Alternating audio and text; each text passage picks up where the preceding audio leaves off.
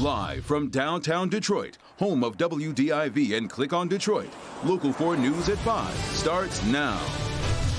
The governor says the time is now. Now is the most crucial time for us to come together to protect ourselves and our families. We must work together to bend the curve. A stay-at-home order set to go into effect at midnight. What does it mean for you? We're here to sort it all out. As of today, there are 1,328 confirmed cases of the coronavirus in Michigan, and so far 15 people have died from the virus. And as those numbers skyrocket, Governor Whitmer issued the order today aimed at keeping people home and slowing the spread. Here are the broad strokes. The order goes into effect at midnight and is set to last 3 weeks. It mandates Michiganders to stay at home and only leave under very limited circumstances. And that includes trips to the grocery store, pharmacies, doctor's offices, and of course hospitals. It also calls for only essential workers to be going to work. We will all have to make significant sacrifices. By taking this action, we protect our public health and ultimately the hardship on our economy. This is the time we must come together as Michiganders. If we stay home except for essential work and essential needs, we can each be a part of making the difference here. And at the same news conference, the state's chief medical officer painted a stark picture of what could happen if nothing was done. Take a listen. We knew this day would potentially come. If we do nothing, very rough models estimate that the number of cases in Michigan could increase 5-fold in the next week. Well, now let's take a look at the county-by-county numbers. Wayne County, and specifically the city of Detroit, have seen a spike in cases. Right now, there are 638. Oakland County right now with 329. Macomb County reporting 175. Our reporters covering so many angles on this tonight. Jason Colthorpe covering DPSCD's decision to change food distribution. Jamie Edmonds is following the rush at local grocery stores before this order, of course, goes into effect. But we want to start with Rod Maloney breaking down who is and isn't included in this stay-at-home order. Rod. Yeah, good evening. You know, it's a situation where the Chamber of Commerce is saying that businesses across the state are scrambling, trying to figure out whether they can stay open or not. Pizzeria behind me is going to close. The Thai restaurant says they're going to stay open. Who's right? Well, let's take a look. Lots and lots of Michigan businesses are already closed, but the governor's new order changes the game in that only those necessary to sustain or protect life will stay on the job. Here's a partial list. Anyone in healthcare, public safety, grocery store employees, workers in government-based operations or essential functions, food and agriculture, energy, water and wastewater, transportation and logistics, communications and information technology. Also, critical manufacturing, hazardous materials, financial services, chemical supply chains and safety, defense industrial base, and child care. Everyone else should stay home. Hello. Hello. But that list leaves a lot of unanswered questions. For instance, here at City Bark in downtown Detroit, it's a pet shop, really, providing leashes, accessories for dogs and cats, along with food. Alicia Fisher says they're staying open. We consider ourselves to be essential because we have the dog food, cat food as well, supplies of all kind.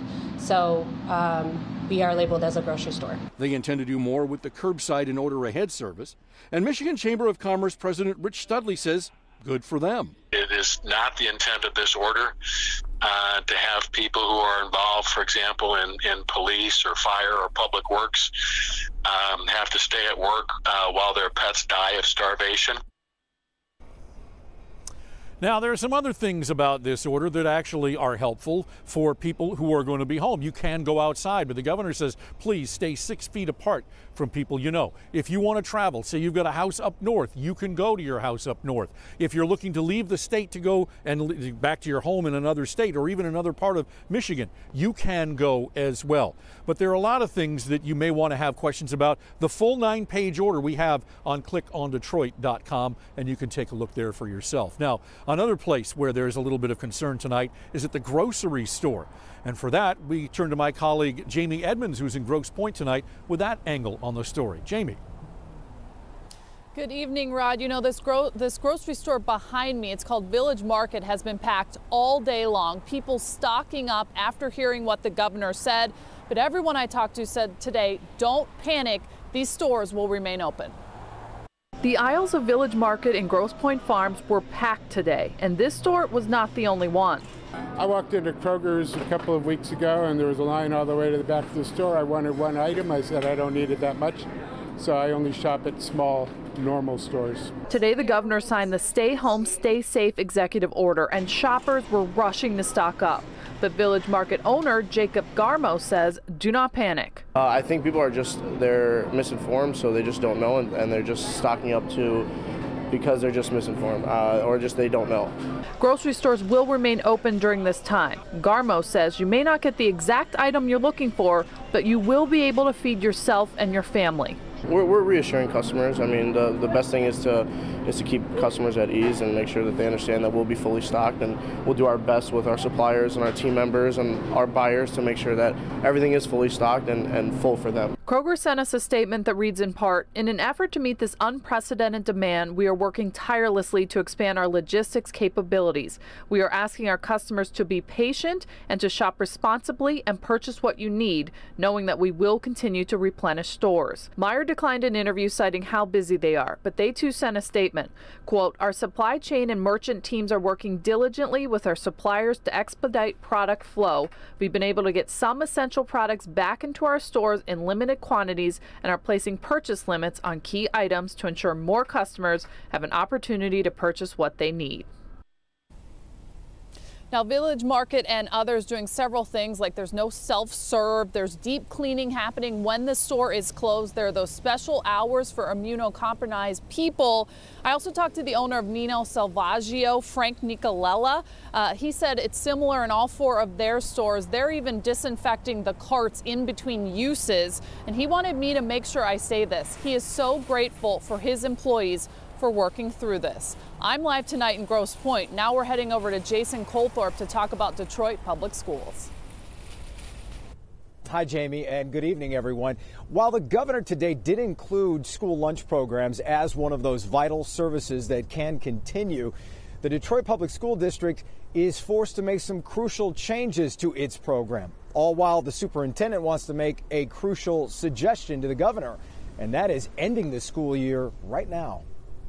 Even as students are home, many depend on their schools for meals, and that includes the biggest district in the state, Detroit Public Schools Community District.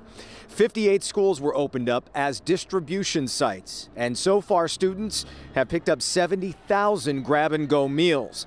But a new problem has been happening. More and more employees are getting sick. So as of today, lunches will be available, but the system is changing. Also, Superintendent Nikolai Viti is asking state leaders to end the school year now, but continuing the funding for the remainder of the fiscal year.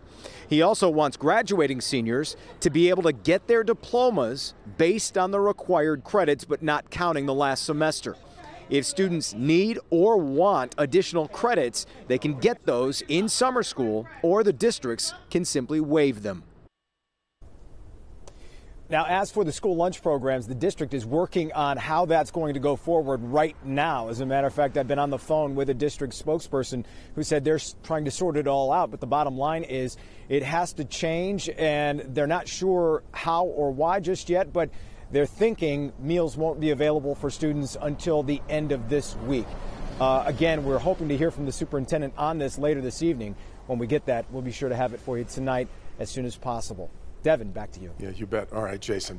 Meanwhile, Mayor Duggan is supporting Governor Whitmer's mandate, announcing several changes that are going to go into effect for several city services, and that includes buses. Wednesday, DDOT will replace its daily schedule with a lighter Saturday schedule. City is also working to restore water to more homes that were shut off due to past due bills. And Detroit's Recreation Department is providing meals for children. The mayor says we must isolate ourselves.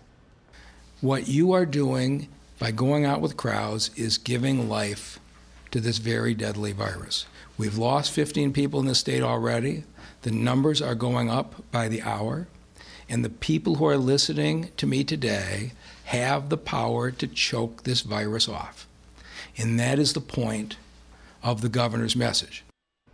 And Mayor Duggan says there are 282 Detroit Police Department officers being quarantined. He expects 152 of them will be back to work by the end of the week.